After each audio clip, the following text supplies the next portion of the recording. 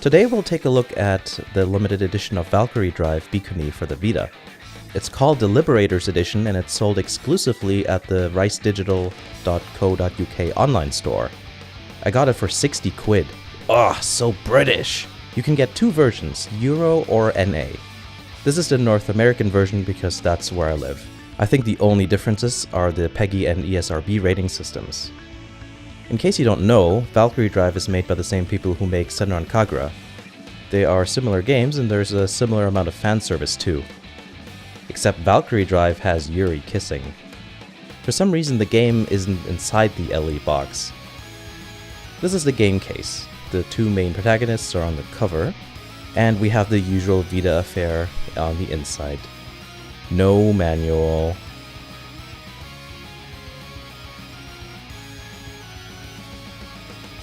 The LE box has a bit of an unusual form factor. It's in a landscape orientation and very thin. It's about the same size as a college diploma except more useful. I like the art style for the series. It's unique and it stands out from a lot of the more, well, I don't want to say generic, but more common anime art styles, let's say.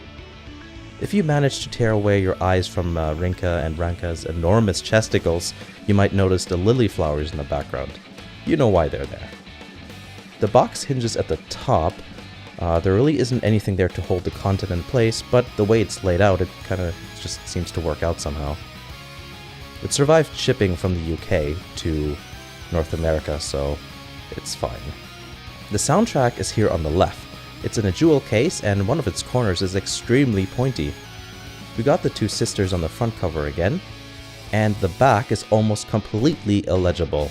White text on light pink just isn't the way to go.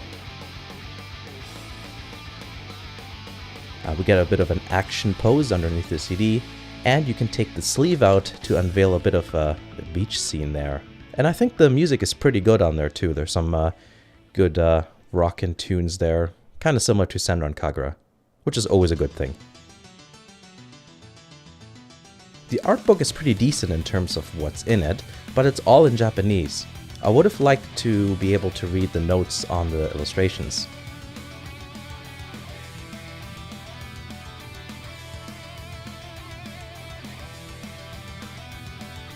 Some of the characters have crazy designs, which I love. It's funny to see how much detail they put into things like underwear design. The paper quality is about average. It's really nothing special. It feels like the same kind of paper manuals are made out of, if it came with one.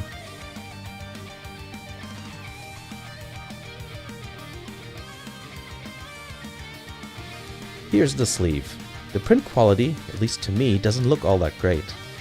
I'm sure there are limitations when it comes to printing on microfiber, but I've seen microfiber cloths with better print quality in the past. It's a bit tricky to fit them into the opening, but you can actually hold 2 GBA SPs in there, because that's what you would use it for. And lastly, we have the art cards, and there are about 8 of them. They're printed on really nice, high-quality paper. I think this is actually the best part of the LE. The illustrations perfectly capture what the game is about. Sexy comedy, basically. We don't really see this kind of stuff too often. Usually it's just in the art book, but the art books in limited edition games aren't usually all that big in terms of dimensions, so it's kind of nice to just have a borderless print of some of the images. I really like what they did with the Liberator's edition of Valkyrie Drive Bhikkhuni.